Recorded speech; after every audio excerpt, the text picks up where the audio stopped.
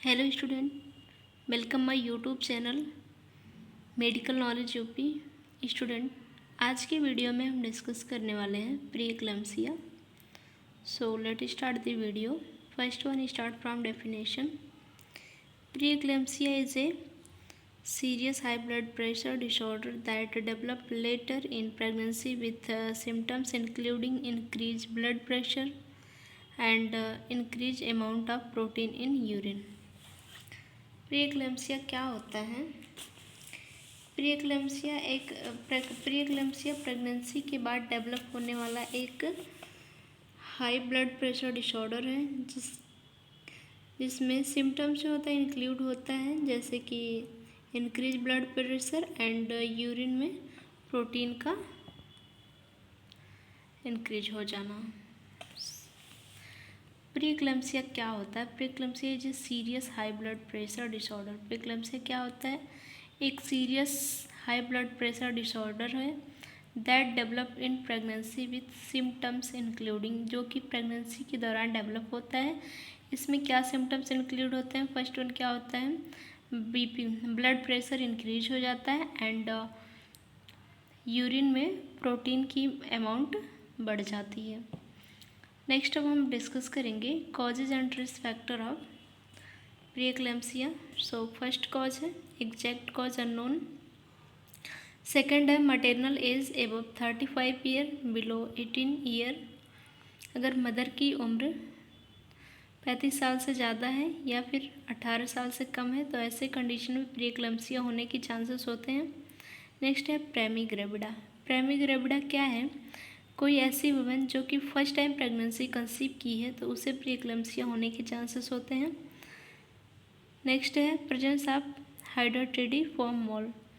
अगर कोई ऐसी वुमेन जिसको एच मोल प्रेजेंट है या फिर वेस्कुलर मोल प्रेजेंट है तो ऐसे कंडीशन में भी उसे प्रीएक्लेम्सिया हो सकती है।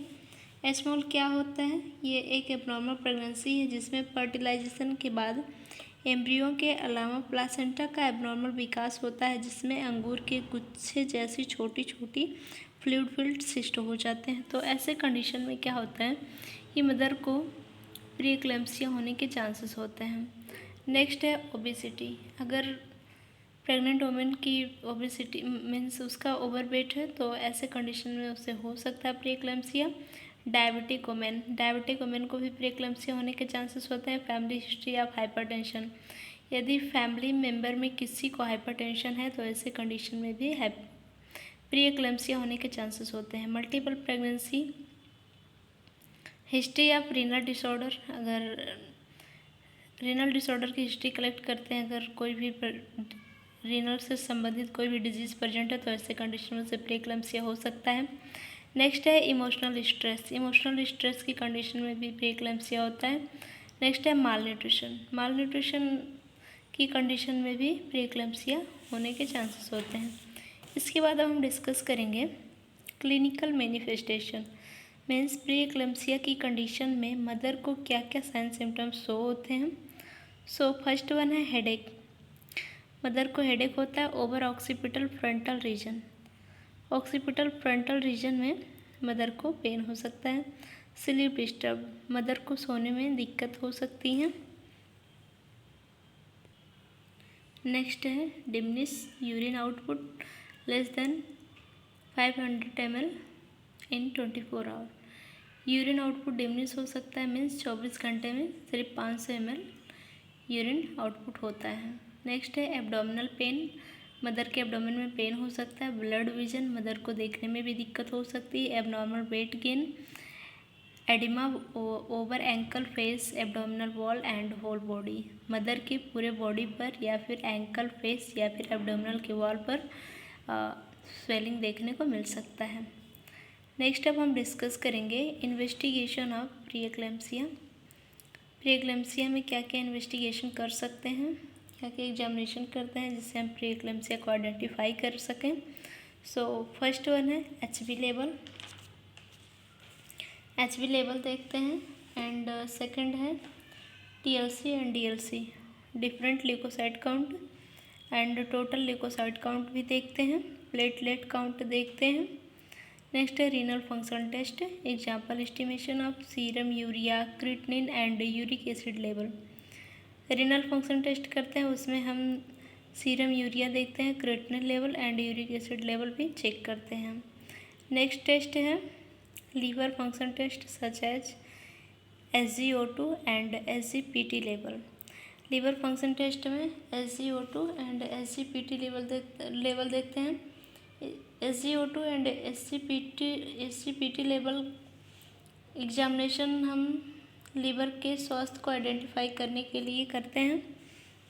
नेक्स्ट है urine examination to detect proteinuria and oliguria. Urine examination हम प्रोटीनूरिया एंड ओलिगोयूरिया को चेक करने के लिए एग्जामिनेशन करते हैं। ऑप्थेल्मोस्कोपिक एग्जामिनेशन, मदर को ब्लड विजन हो रहा था इसलिए ऑप्थेल्मोस्कोपिक एग्जामिनेशन भी करेंगे।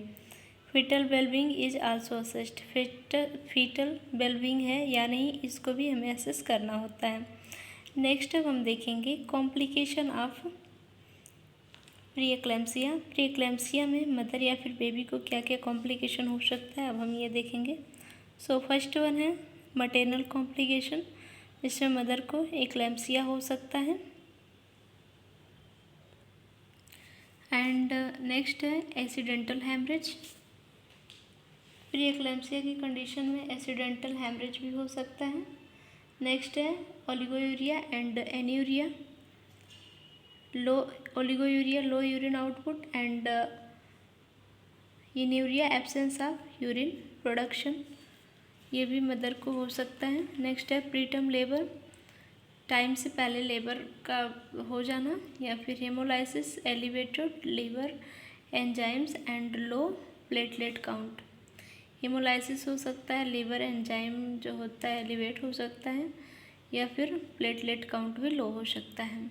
ये थे मटेरनल कॉम्प्लिकेशन। नेक्स्ट अब हम डिस्कस करेंगे ड्यूरिंग लेबर के टाइम पे क्या क्या कॉम्प्लिकेशन हो सकता है। तो पोस्टपार्टम हेमरेज हो सकता है, शॉक हो सकता है, सेप्सिस। पोस्टपार्टम हेमरेज क्या है? डिलीवरी के बाद होने वाला ब्लीडिंग जो कि विजाइनल डिलीवरी में 500 ml एंड सिजेरियन सेक्शन में 1000 ml होता है। अगर इससे ज़्यादा होता है तो इसे हम PPH कंसिडर करते हैं। तो लेबर के टाइम पर मदर को पोस्टपार्टम हेमरेज भी हो सकता है, मदर शॉक में जा सकती है, सेप्सिस इन्फेक्शन होने के चांसेस होते हैं। नेक्स्ट है थर्ड फीटल कॉम्प्लिकेशन। फीटस को क्या क्या कॉम्प्लिकेशन हो सकता है प्रीएक्लेम्सिया की कंडीशन में? इंट्रायूट्राइन डेथ हो सकता है, इंट्रायूट्राइन ग्रोथ रिस्ट्रिक्शन हो सकता है, एस्फेक्सिया, प्रीमेच्योरिटी। फीटस को एस्फेक्सिया हो सकता है, मतलब बच्चे को ऑक्सीजन डेफिशिएंसी होता है जिसकी वजह से उसके बॉडी ऑर्गन प्रॉपर वर्क नहीं कर पाता है। और प्रीमेच्योरिटी हो सकता है, मीन्स टाइम से पहले बेबी का बर्थ हो सकता है। नेक्स्ट है मैनेजमेंट ऑफ प्रीएक्लेम्सिया। और हम देखेंगे प्रीएक्लेम्सिया की कंडीशन में क्या क्या मैनेजमेंट कर सकते हैं। सबसे पहले होता है प्रिवेंटिव मेजर्स। प्रीएक्लेम्सिया को कैसे प्रिवेंट कर सकते हैं? Regular antenatal checkup at frequent interval from the beginning of pregnancy to detect the earliest. इसमें प्रिवेंटिव मेजर में क्या कर सकते हैं? मदर को इनकरेज करेंगे कि वो प्रॉपर एंटीनेटल चेकअप कराए टाइम से। अगर प्रेगनेंसी में कोई भी एबनॉर्मलिटी होती है तो उसका ट्रीटमेंट स्टार्ट करें। नेक्स्ट है लाइफ स्टाइल मॉडिफिकेशन। मैनेजमेंट में लाइफ स्टाइल मॉडिफिकेशन क्या कर सकते हैं? वेट मैनेजमेंट, वेट को मैनेज कर सकते हैं। Blood pressure and blood sugar management, blood pressure and blood sugar level manage कर सकते हैं। नेक्स्ट है हेल्दी डाइट ले जिससे कि प्रीएक्लेम्सिया से बच सकें। नेक्स्ट है रेगुलर एक्सरसाइज, मदर को रेगुलर एक्सरसाइज करनी चाहिए। To take adequate rest and sleep, mother को प्रॉपर रेस्ट एंड स्लीप करना चाहिए। नेक्स्ट एंड लास्ट मैनेजमेंट है फार्माकोलॉजिकल मैनेजमेंट। फार्माकोलॉजिकल मैनेजमेंट में सबसे पहले हम एंटी हाइपरटेंसिव ड्रग देंगे मदर को, जिसका एग्जांपल है मेथाइल डोपा, जो कि 250 to 50 mg, यानी कि 250 से 50 mg दे सकते हैं। नेफिडेफिन 10 to 20 mg दे सकते हैं। नेक्स्ट है management, pharmacological management, sedative. Mother को सेडेटिव ड्रग प्रोवाइड करेंगे। Phenobarbitone 60 mg, diazepam 5 mg or bed time. Mother को सेडेटिव ड्रग देंगे जो कि फिनोबार्बिटोन होता है 60 mg या फिर डायजीपाम 5 mg आर बेड टाइम। मतलब अगर मदर सो रही है तो उसको हम एडवाइस करेंगे कि बेड टाइम के टाइम पर वो डायजीपाम 5 mg लें। नेक्स्ट है laxatives. If women is constipated, mild laxative like milk of magnesia 4 teaspoon at bed time may be given. Laxative, अगर मदर कॉन्स्टिपेटेड है तो ऐसे कंडीशन में हम मदर को लेक्जेटिव देंगे like milk of magnesium 4 teaspoon. Milk like magnesium 4 spoon देंगे at bed time may be given, अगर मदर कॉन्स्टिपेटेड है तो। नेक्स्ट है एंड लास्ट है diuretics. The most patient diuretic commonly used is furosemide laxis 40 mg given orally after breakfast for 5 days in a week। अगर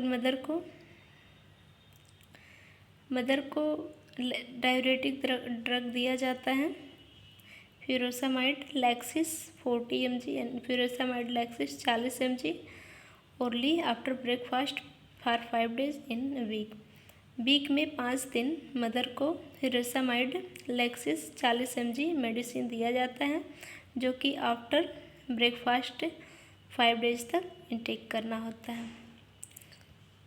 thank you for watching. I hope आपको video समझ में आया हो। अगर वीडियो समझ में आया है तो प्लीज़ वीडियो को लाइक करें, चैनल को सब्सक्राइब करें एंड ज़्यादा से ज़्यादा शेयर ज़रूर करें। आप यहाँ से नोट भी बना सकते हैं।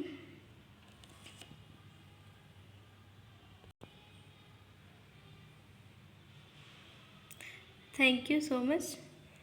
अगर वीडियो से रिलेटेड कोई भी क्वेरीज है तो आप कमेंट सेक्शन में कमेंट करके पूछ सकते हैं।